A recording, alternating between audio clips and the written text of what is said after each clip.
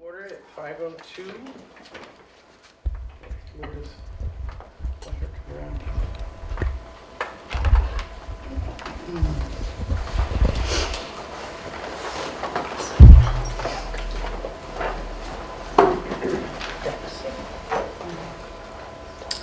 We're going to have introduction of board members. I'll start that off. On the screen. Yeah. I'm the chairperson, and my name is Kim Farnham, and I live in New Haven, and I'm the Mount Abraham Community at Large member. Wendy Pratt, Assistant Director at the Career Center. Nick Colston, living in Shoreham, representing ACSD. I'm Nicole McTavish, I'm the Superintendent Director here at the Center. I'm Rebecca Goulet, I'm the Business Manager. Steve Warbeck, representing ACSD, and the Vice Chair. Christina Macklin, and I'm in North Ferrisburg representing Hudson Northwest School District. Trisha Allen from Middlebury representing ACSD. Linda Barrett, Clerk. And online, Sharon, we'll start with you.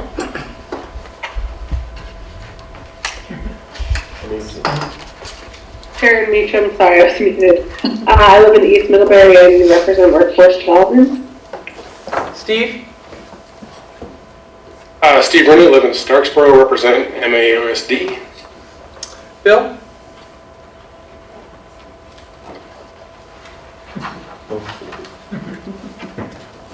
You're muted, Bill. How about now? There we William go. Peterson, live in Middlebury and Workforce Development. Judd? Judd Markowski, resident of Bridgeport and Workforce Investment Board. Do we have a motion to approve the agenda? It should be. So moved. Second. Second. Well said, Linda. Thank you. All those in favor? Say aye. Aye. Aye. Anybody opposed? Okay. Unanimous. Any public comment? And at this point, the first public comment are encouraged to welcome to the board during the first period. We just talked about the agenda. If you have a comment at the end of the meeting, you're also welcome to speak at that time. Do we have any guests today? Yes, we do. My name is Michael Giorgio, former board member, and I am hoping to get back on the board if that's something that makes sense. Thank you, Mike. You coming? Everybody hear that online? Yep. Great, thank you. So, looking at the consent agenda, there was one question that I need a straw poll. Traditionally, we have listed the accounts payable amounts, or at least said them out loud, and they're not listed right now. If we want to change it, we can pull it out of the consent agenda, but I need some input from people that have a concern about that.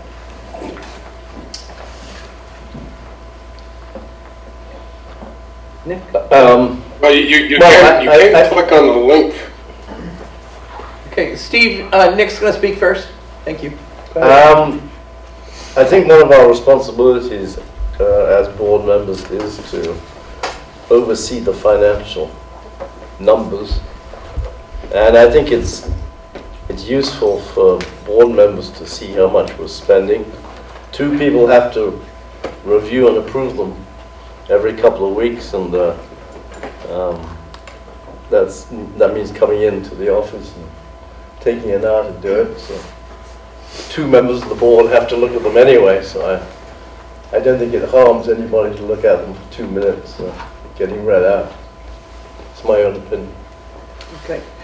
Nick, you're saying you want them on the agenda, or does that matter? I think I think they should be on the agenda. Yes. Okay. Steve?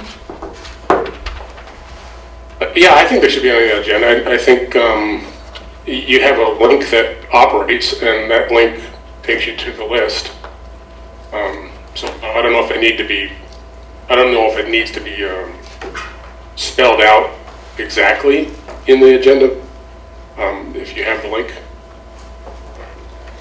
Anybody else want to speak to that online? Judd? I agree with Steve. My link works, so I clicked on that and I got to see all the numbers. But I don't have anything wrong. I don't have anything against putting them on the agenda whole scale, but the link works. Anybody else want to speak to that? Well, Nick, are you saying, do you think we should read them out loud? So, Yeah, I think it's Right. good to read them out loud. so take it out. So as people a know separate action what's item? involved, yeah. There may be a question on student activities. So if we do that, we'll have to pull it out of the consent agenda and, Make it a separate action item. exactly. Yeah, yeah. Is that what you're? Yeah, I think the board needs to feel responsibility for. Okay. Any comments from the online group? Jed's okay with that? Anybody else? Okay. All right. Let's do that then. So we're going to pull out accounts payable. And Nick, would you be willing to read those? Since you did review them, we know you did. General fund 24,086, two payrolls for 257,707. Adult education for $204. Enterprise and revolving for 12,176. Student activities 103, Makery 810, BEF 4,806, and the energy project 248,122,000. Any questions from anybody online? Nope. No, but just for people who are new, the energy project is the big building bond project. And I think in Roberta's report, she says there's 400,000 still left, That we've held back. held back. In retainage, yeah. In retainage, yeah. Okay. Can I ask a question? I'm just curious what the Makery was all about. That was, the Makery uses a software product called Wild Apricot, which is like their database, and that was due, and they wanted to keep that active. Thank you. So I need a motion to accept the accounts payable. So moved. Second? Second. Thank you. All those in favor of accepting accounts payable as Nick's read, say aye. Aye. Those opposed? Okay, now we'll take a motion to accept the rest of the consent agenda unless somebody has something they would like to pull out. Again, the links are there to get an opportunity to take a look at them. Yeah. Need a motion? So moved. Thank you. Second? All right. All those in favor of the remaining consent agenda, please say aye. Aye. Aye. Those opposed? Seeing none, it passes. Okay, under discussion, the first one is the enrollment report. So the enrollment report, you might remember, is picking up where we left off with the conversation about why we were down so many FTE this fall compared to last fall, which we've spent quite a lot of time in several meetings getting into the bottom of, and then making a path forward. Generally, I try not to bring problems to the board that I don't also have a solution to. So we met with Virgins, and as I spoke, I think last time, it is through no fault of Virgins that this happened. Sheila and Jody have email traffic through to the administration of the center, last year's administration, where they were granted permission to have the two teachers over there teach middle school classes. So those classes that are middle school classes don't count for us. And any students in those classes don't count for us. And even more importantly, they displace students which do count for us. So going forward, Wendy actually just met, and I'll let you chime in here in just a second with what you've already talked about. But Wendy and I had a meeting with the entire administrative team, I think, at Virgins. And everyone understands now about CTE funding and how CTE funding works, and so there's a lot of clarity, and I can't imagine this would happen again. In addition, for second semester, the classes that the two teachers are teaching for middle school, we're going to charge Virgins for that portion of the teacher's FTE. They're going to pay us for that portion of the teacher's FTE, which is, I think, fine. It doesn't really help us much, though, because that small amount of FTE does not offset the cost that we would, the monies that we would have gotten from the students who would have been sitting in there. It's like a 1 to 100 ratio. So, but it's a good faith. They're trying to show good faith. So what we're going to do next year is work directly with Virgins as they decide what those two teachers are going to teach. Our going in position is to have them teach no middle school. There is some wiggle room if Virgins can convince us that if they teach some middle school, we will subsequently have larger enrollment. Although we don't have, as you know, much historical data here in this district yet. We're starting, so we have base year this year, so we will know going forward. So, but our strong preference is going to be that those two teachers teach only high school students. So yes, Nicole and I just got out of a meeting with the two instructors that are at Virgins, and so we talked about a variety of ways to try to combat this problem, including what other courses are they not teaching now that they could be, that would get us more upperclassmen, especially in. And I'm going up there on January 5th, and so and that's to evaluate both of the teachers, but I'm also going to try to meet with the admin at that point to start the discussion around next year's schedule. Any questions? What are the two courses they are teaching? They teach a number of courses. Go ahead, Wendy. CAD 1 and CAD 2 Okay. right now, Right. and then STEM will be next semester. Okay. And then, so the middle school piece became this exploratory of kind of exploring CTE, if you will.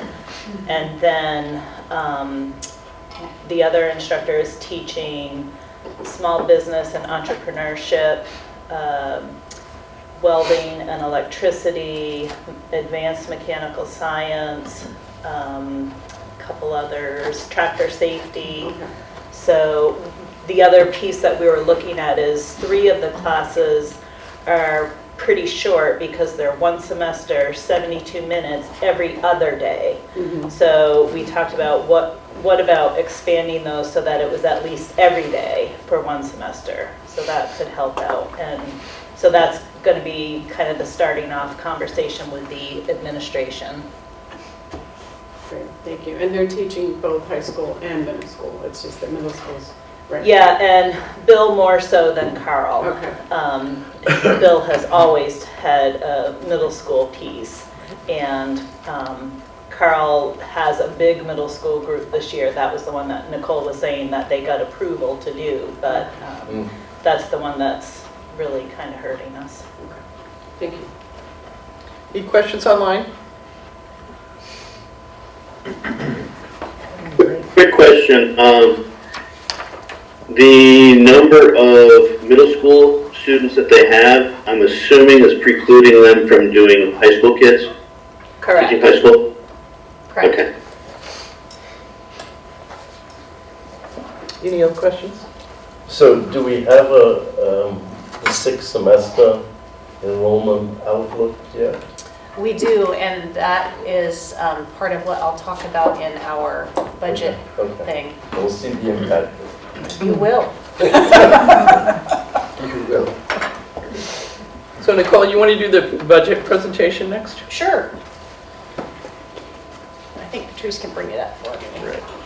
Yeah, she indicated she had one show already over in Virgins. We did. We had an opportunity to go to Virgins. It was kind of fun. The board asked really good questions, I thought. Yeah, we had to do it virtually because It was the snow day. Oh, You put slideshow up there in the top right corner. Thank you. There you go. Perfect. Yeah, because of the storm, you guys had to do Zoom, right? Yeah. And when I'm doing this presentation for other districts, I go in knowing that a lot of the board members might be new, or maybe haven't seen this before, or maybe don't have a lot of knowledge about the Hannaford Center. So I do try to do a little education along with the numbers to kind of get the word was out, really right? We have a waving hand. Yeah, Go ahead. hold on. Steve? Oh, Yeah, you need to share the screen. Oh, fine. I'm sorry. thank you. There also something helps to turn these in its time. I'll make it work. At least up front one, yeah. You okay now? Can you see it? Yes, his thumb is up. Okay. So the first slide that I go through with this sending school district, go ahead and go to the next one, Patrice, is what we do here. So I just want to give all the sending school districts a flavor of all the different courses that we offer here, so that you can see the breadth. So it's everything from what you might think of to things you might not think of, right? Visual communications, the entrepreneurship, the human services, culinary arts. So we really do have the coolest classes for kids here. And I talk a little bit about the opportunities for students to come and take these cool classes. Then the next slide, I try to set up, why CTE is so necessary. So in by 2040, we're going to need 10,000 additional workers here in the state of Vermont. And right now, the unemployment rate with the people we do have is 1.6%. And any of you who have been involved in trying to hire any positions understand this. It is very difficult to find people and keep people employed right now. We also know that over time, the federal funding, CTE used to be pretty richly funded by the federal government, and that is really dried up over the course of time. I will tell you that 10 years ago when I was a high school principal, I had more in Perkins money than I have now as a CTE center director. So it's pretty remarkable how much federal funding has gone away from CTE, which really puts the burden on the states and local governments, right? And the other thing I talk about with the sending school district on this slide is, in addition to the number of employers that we need, there's the additional pressure because, and we all know this too, right, housing. So there's 650,000 people in the state of Vermont, but only 340,000 housing units. And in the entire last year, in the 2022 year, there were only 2,300 permits pulled to build houses in Vermont. So this is not going away quickly, right? This will be a long-term issue for Vermont. So CTE, what do? We are part of the solution. We build and put together houses so that people have places to live. So we are a really critical part of making this difference long-term for Vermont. Then I talk about why CTE is so effective. So there are a lot of statistics that are kept on CTE because both the workforce labor side of the house and the education side of the house are very interested in CTE and what we can offer kids and how it affects the economy long term. So it's 93% of CTE students graduate versus their non-CTE peers. 91% of our completers have 2 to 3 college credits under their belt. And that's a really big thing for kids because if we know and we can show over time that if a student has a few college credits, they are much more likely to then go to that college. Parent pressure and student pressure, usually they're familiar now a little bit with that college, they feel a comfort level with that college, and they often go on to that college. And then 94% of our graduates go on to post-secondary education of their workforce. And we have some pretty good statistics about how many kids in 912 schools compared to CTE completers do that. And CTE kids go on at a much higher rate. So the myth, we're really working hard to dispel the old kind of myth about what CTE is or what it does. CTE, the statistics across the board are stronger for kids that complete CTE programs than for their non-CTE peers. The next piece is that CTE is our future, right? Vermont is has the second highest age of population. In Vermont, 20% of the Vermonters are over 65 and 35% of Vermonters are over 54. So well over 55% of our workforce is of retirement age or retired already. So we really need kids going into fields that support our economy and our communities. We also know that farming is a big part of what we do, especially here in Addison County, and 30% of farmers are over the age that they probably should be retiring. But we do have farming growing, but we don't have as many kids going into it. In our particular case, we have quite a few multi-generational family farms, and those kids are represented here. But we really want, we are going to need more workers than the children of the farmers to go into farming to keep up this pace. And the other really cool thing that you don't know about Vermont is that we are the highest exporter of high-tech things in the States. And if you think about all the manufacturing that goes on around us, it makes sense, but it's not what first comes to mind when you think about Vermont. That's amazing. And you might have seen, in fact, on the radio this morning while I was doing my hair, I was listening to NPR and they were talking about the labor shortage in Vermont. And you might have seen the New York Times, this is the article from the New York Times in November, that Vermont is the face of the labor shortage. Unfortunately. Yeah, exactly. Yeah. So this is where I start working with the sending boards about the actual numbers. So what we're attempting to show here is, what I'm hoping is that every single student in Addison County has the opportunity to take a class here at the Hannaford Center. Whether or not they decide to be a completer, whether or not they decide to do that thing for their career, the offerings that we have here are part of a rich and well-rounded education for our kid. And I'm hopeful that when they come here and they see what we do, they get jazzed and they get excited and they want to go into a particular industry or field, and that this might be that spark that causes them to do so. So what we're showing here is how many kids are currently in each of our sending schools and how many we actually are currently serving. So you can see we aren't serving them all yet, but we want to continue to increase that percentage so that we know that every kid has at least had one chance to come here.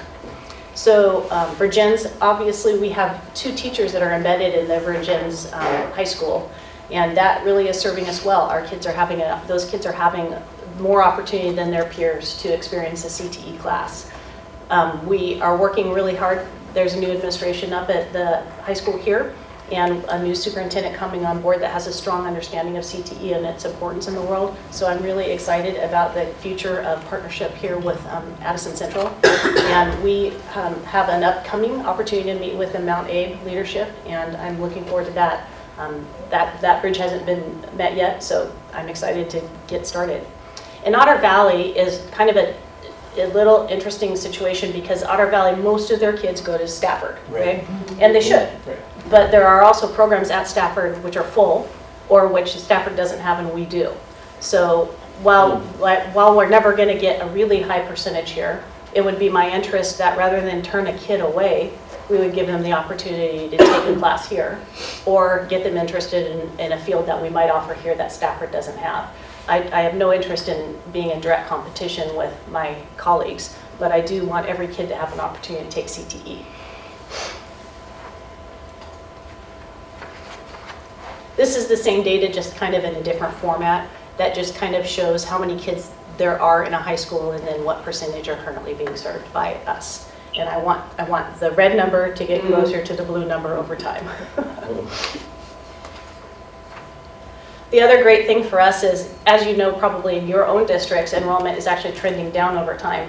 But our center, and next year when we show you the STEM slide with this year's data, there will be a downward blip because of this situation that we had with the middle schoolers. But over time, our enrollment is trending upward, even though the enrollment of the sending schools is trending downward. So we are making progress with giving kids the opportunity to take CTE, but we do have a long way to go, as you saw in the previous slide.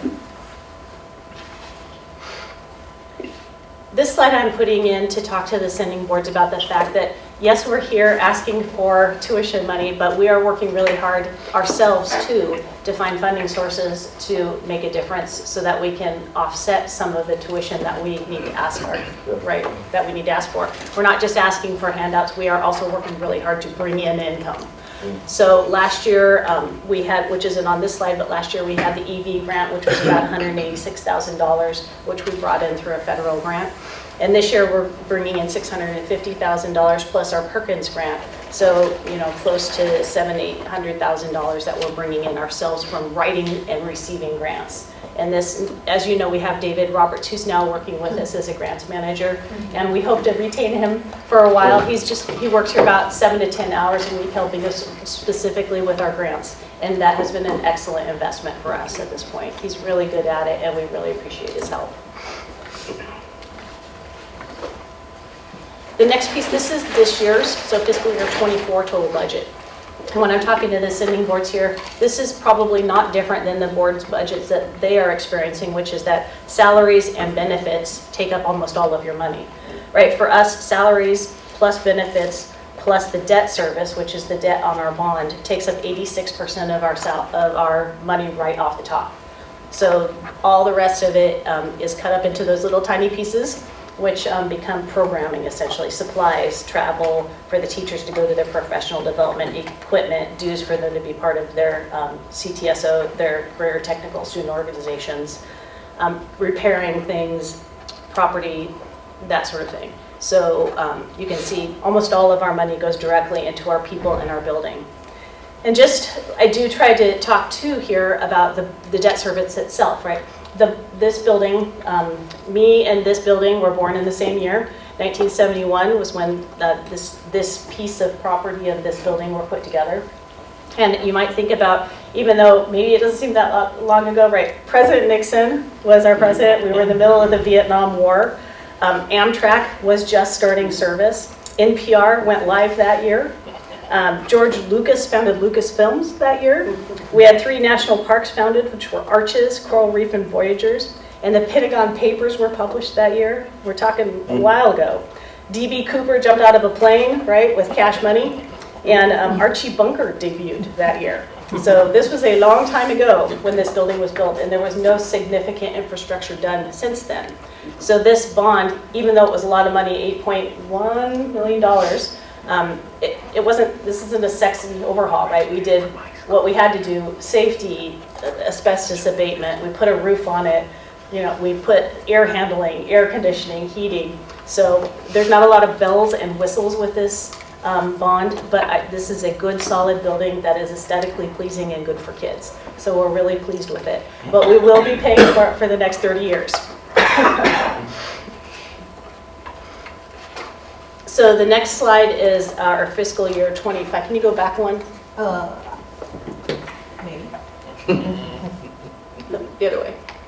There you go. Oh, almost. There you go. So this is the fiscal next year's budget, and you can see it's almost exactly the same. In this budget, the budget is a tiny bit bigger, so 85% in this budget of the money comes off the top for salaries, benefits, and debt service. Then the next one. And this is where we talk about the tuition rate. So the tuition for CTE centers is made up of 2 parts. One part is straight off the top from AOE. They send us a direct money. And then the other is paid per student by our sending districts. Or if the student actually lives someplace else but maybe is going to a district, we bill wherever they live. So we have a handful of students who live one place, go to a different high school, but come here. And so we don't bill the high school, we bill what would have been their high school if they went to that school where they lived. And so that gets a little convoluted, but we figure it out. And eventually all of the money finds its way here. So for this, again, this is very preliminary because we still are waiting a lot of things from AOE, but this is the best you can do at this time of year. So our local assessment, we are looking at about $19,894 per FTE, and so that's not per child, right? It's per full FTE, because most children are here half-time or slightly less than half-time. And then we get, so there's a base tuition rate, and both K-12 institutes and we get monies based on that base rate. And Act 127 has sort of thrown that into chaos right now with our sending schools with all of the weights. But ours is pretty straightforward. No matter what the student has as a weight, it doesn't matter for us. We still just get 80%, 87% of the base for every student, no matter what they have going on. So for us, it's about 2/3 sending school tuition and about 1/3 from AOE, which makes the total tuition per FTE $31,259. So last year's tuition was $26,909, and the difference is $4,350 per FTE. So that's probably about 0.4 of less than half per kid. So about $2,000, let's call it $2,100 per kid. And so $4,350 per FTE is the increase. And this is where that enrollment thing really killed us this year. Yeah. All right, so very preliminary budget forecast. This will be the same for all of our sending school districts. They will understand this quickly, that the premiums for healthcare are also just really impacting us because they're compounded by the fact that we also have, or many of us are negotiating agreements. So the premiums are based on a percentage of the salary. So when salary goes up, the increases go up even more. So the premiums themselves increase 16%, which is then compounded by the whatever percentage of an increase you're negotiating your agreement. For our center, we also had a number of staff that weren't previously in insurance but had a life change and now are in insurance. And when you have a little staff, 5 people making that choice is a big difference. We also have our VISBIT, our insurer, so that insures us for our risk and our liability and all of that. Those premiums increased 9%. And then the other thing which a choice was made at the end of the 2023 fiscal year, the center had a fund balance of over $275,000, right? So they had a reserve, but instead of keeping the reserve, they applied it to the fiscal year 24 budget. So that's a 2-part issue for us. Right now we have no reserve, and it artificially deflated the tuition for last year, which makes 2025 look like a bigger increase than it would have otherwise looked like. It would have been a stair step rather than a cliff. But because we used the fund balance from 23 to artificially lower the tuition for 24, then when 25 we don't have a fund balance to do that with anymore. I thought we did. Well, we do now, but we're not. But we had a carryover too from 22. That's the money that we used for this year's budget, the 275. Right. So we're in the middle of being audited right now for fiscal year 23, but we won't have. Our intent is to spend $300,000 left over. Right. Generally, a district operates with keeping intentionally a little money in their reserve, right, for something happening, and then spending this year's money on this year's kids, right? So if you use one-time money to pay for an ongoing cost, someplace you're going to have a cliff. Same with ESSER monies, right? Yeah. So this year we will not have a $275,000 reserve to apply to fiscal year 25 because we're going to spend this year's money on this year's kids. I thought we were carrying it forward for 2 years. We weren't going to take it all this year. We didn't, but we didn't take it all from that year. I mean, I wasn't here for part of the discussion. We used 275,000 of it. And I think there was like 340 or something, so there was a little bit left. Yeah. And we're not predicting a huge fund balance for this year. Right. Right. So we don't want to. There's nothing left for 25. We don't know that for sure yet, Nick, but we are predicting that we are going to move some money from the fund balance on this, but it's not going to be at the same rate as it was for this current year. Right. Be interesting to see what we want to say. Yeah, you generally, no matter, even when you're trying really hard, you don't usually spend 100% of your budget because things don't come in at times. That's right. Or somebody might leave, you may not have a staff member the whole time. So you budget at 100%, you rarely spend to 100%. Right. But our intent is generally to spend the money that you get this year on the kids that you have this year, right? Yeah. No, I'm talking about previous year fund balances, which I think were more than 250,000. Well, what was put onto the what was put onto last year's, this current school year's budget was $275,000 from fund balance. Right. So anyway, the big picture, budget year 24, we were at 4.8 million. Budget year 25, we're going to be at 5.4 million. So the overall budget is up by 10.69%. And then when I'm working with the sending boards, I try to say CT is expensive, but it's worth it for all the reasons we talked about before. Healthcare and benefits have increased dramatically this year, which is the same thing that's facing our sending school districts. And across the board, teachers in Addison County are paid well compared to their peers statewide because of the cost of living in Addison County. We do have trending upward enrollment. But the cost of delivery is also trending upward for all the reasons we've talked about. And more and more of the burden of CTE funding is falling on local and state resources because the funding coming from the federal government is decreasing at a rapid rate. Questions? So,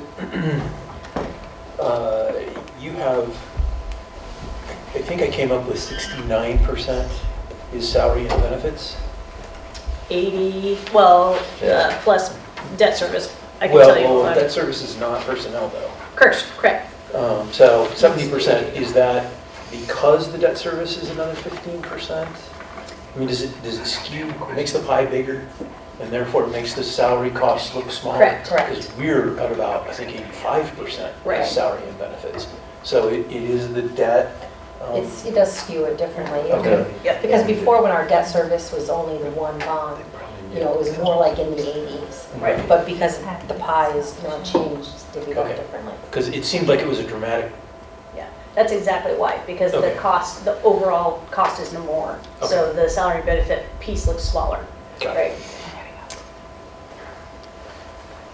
Any questions from anybody online?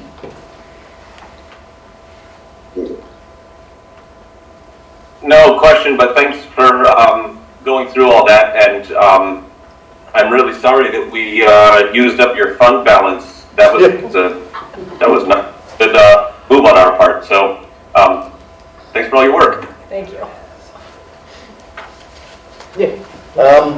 I think in previous years, we've had we've shown the 6-semester average breakdown.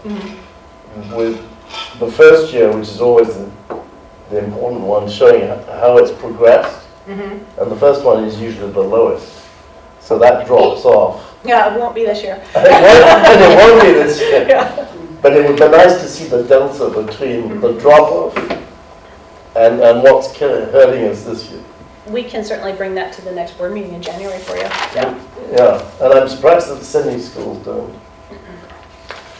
I think they've seen it in the past. I don't, based on the funding mechanism, I don't take this the wrong way. I don't think there's anything the sending schools can do. I mean, they can't say, we're not going to pay that tuition.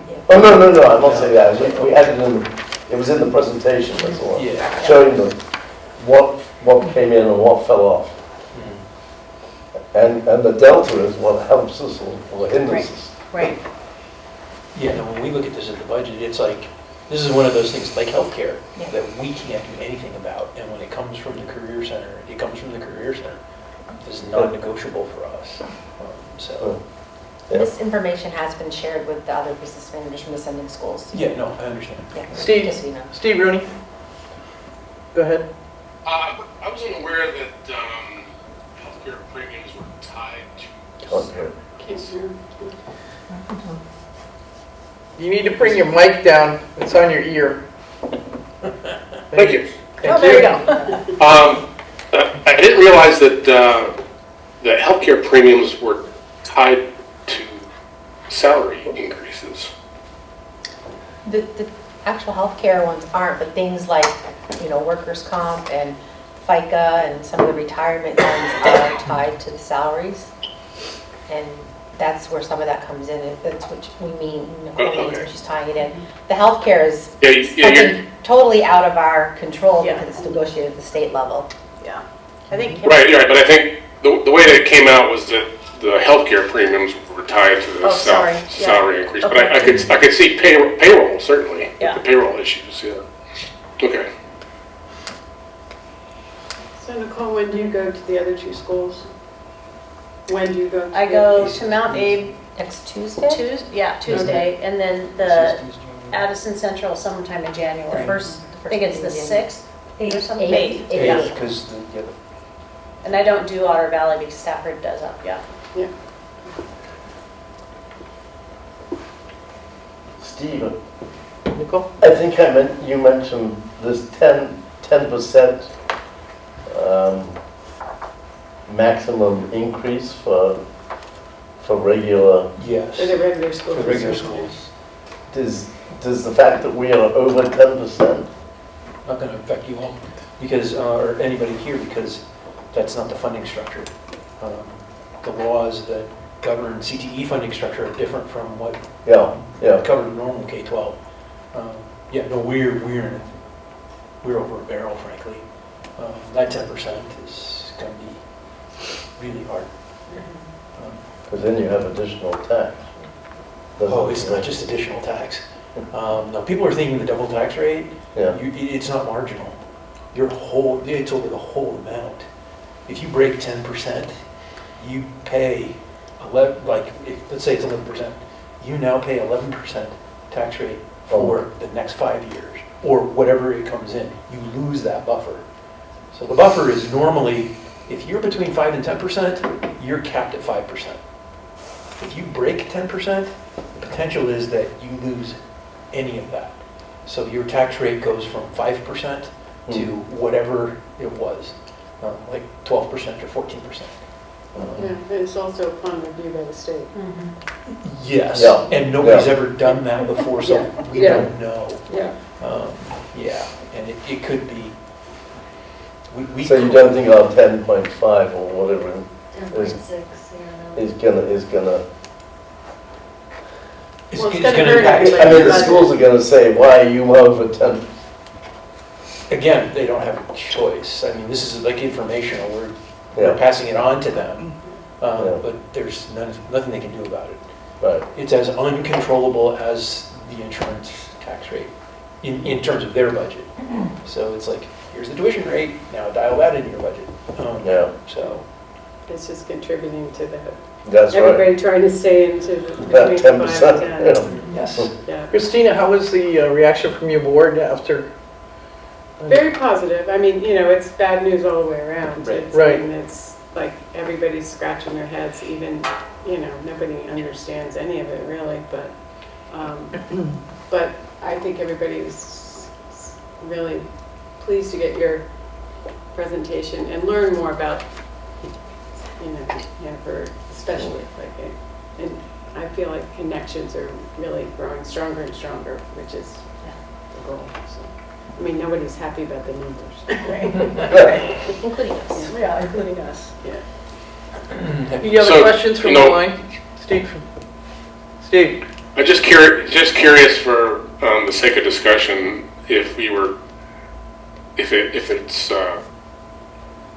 there were any options we could throw on the table to get the number under 10, for the $9.99 special, just.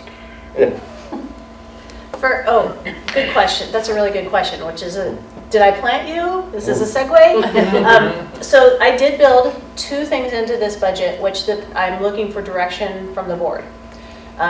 One of the things built in is an additional teaching assistant, because the law says that if you go over 16 students in a classroom in CTE, you're supposed to have a teaching assistant, and you can only go to 21. So generally the 21 is not an issue with us, but we do have a number of classrooms who at least one section of the day are at 16. Currently we have only one TA that is, we have had 2 positions, but we could only fill 1. So I am including the second position again in the next budget. So that is an area that the board could choose to cut. My caution would be that we are supposed to have a TA if there's over 16. Because we have been unable to hire that person this year, we have allocated those funds to supplies and equipment in other places so that it's still helping kids. But I'm still hoping to hire that person for next year. The other thing I did add in here is a full-time outreach coordinator.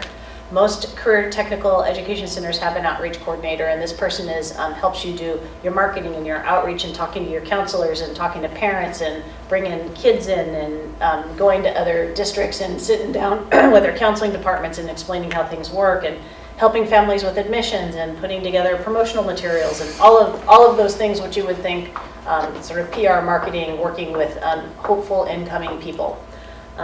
That position is probably in the teacher salary range is what I'm learning from my colleagues. So I budgeted, I think, $125,000 for salary plus benefits. Remember, benefits is anywhere between, depends if they take healthcare, but anywhere between, I don't know, 25 and 40% probably. So we just budgeted it at 125. The board could also direct that to pull that out of the budget. But if we pulled both of those things out, it might make a, what do you think, small difference in the tuition rate, maybe a couple $100 in the tuition rate. So I do need direction from Would the it get us board. below the 10%? No. Probably not. I mean, I would have to, I don't know off the top of my head, Nick, I'd have to run that number for you. Yeah. Is that new position a possible part-time position, like half-time? So I have learned that we are very unsuccessful in getting anybody for half-time positions. Now, this might be different. I mean, it could be an opportunity for somebody who was like a PR professional Right. that had a side gig. Right. That might work. Yeah. It would be certainly better than nothing, which is Yeah. what we currently have. So it's a possibility, Yeah. right? It's just a tough labor market right now. So, Go ahead. yeah, okay. This, a number of years ago in Millbury, they created this office to try to promote businesses and ended up spending a large amount of money. And it never brought in the amount of businesses that would have made up for the salary and the expense of that office. A similar question here. If we don't have it now, our enrollment is going up. What is the marginal benefit of having somebody who does PR essentially? Is it going to bring us in another $125,000 worth of money? It's a great question, and two pieces of the answer, at least kind of what I'm seeing. The PR and marketing piece, like materials, would be a small part of this. The outreach is really person to person. What I'm listening to from my colleague districts is that this person talks to, really parents are the key. I mean, talks to parents about their kids coming here and works directly with counselors to eliminate barriers. There are a lot of barriers. And right now, Wendy spends hours on the phone, right, trying to do this. Like, I see that this kid needs an English credit, but let's work on that. Like, how can we get them the English credit? Can they take Jillian's class, or can we do it in a different way? Or we just brokered a deal where one of our sending schools is now willing to give English credits for one of the classes that we have, because we spent a good amount of time brokering that deal. So I think that, plus the fact that if this person only brought in 5 kids, even half-time kids, they would pay for themselves pretty much.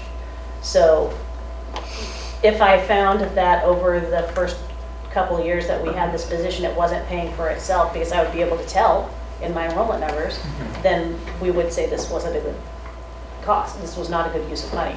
I think that I would find that was not the case. I am pretty confident, just based on what I'm hearing from other people, and also just the inordinate amount of time it takes right now to try to get that done without a person that you can sort of say, go over to the high school and solve that problem, right?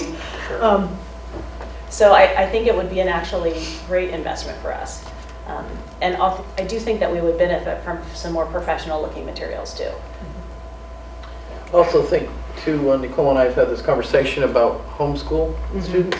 Right. It's a really untapped group that, obviously would increase our enrollments tremendously if we could tap them.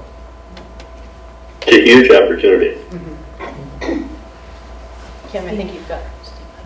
Steve? I think that's a great question, Steve Orzak. I think it sounds though that we would actually also be making other folks like Wendy more efficient at whatever they need to be doing. So. Any other questions? Seeing none, we're going to move on to transportation bus update, please. Patrice, could you click on that link for me, please? Sure can.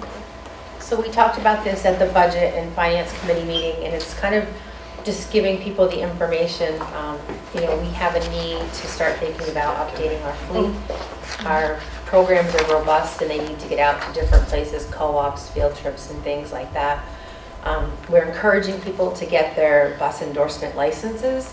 A couple of us have been to the bus clinic, and we want to be able to be helpful in this area. But we have a really old fleet, and sometimes people just aren't comfortable driving these vehicles very far. We've had breakdowns, had to go rescue people, things of that nature. So we thought, showing the information to the board, just letting them know like where we are, and we know like in the next year, we're going to need to figure out at least how to get new vans to do some local stuff. But I don't think this information had been put all together in one place for people to see really where we are, that our newest vehicle was bought in 2011. And while some of them have low mileage because they sit or they don't get used on a continual basis, they just break down. So currently right now, both vans are running, but they spend a lot of time in and out of the shop. We have one bus that's out because like the heater fell out from underneath the bus. It was bolted in. So something to start thinking about. And I know Nicole has talked about, when the other bond expires, do we look at this type of stuff to do it? Do we start researching maybe leasing some vehicles? But that's something that's on the horizon for us in the next part of the year, to kind of come up with some solutions for you folks as well, not just to bring the challenges, but we wanted you to have a starting point to see where we were at and what we're working with. Thank you, Rebecca. Helpful. Nicole and I were talking about, and you can fill me in here because you guys know more.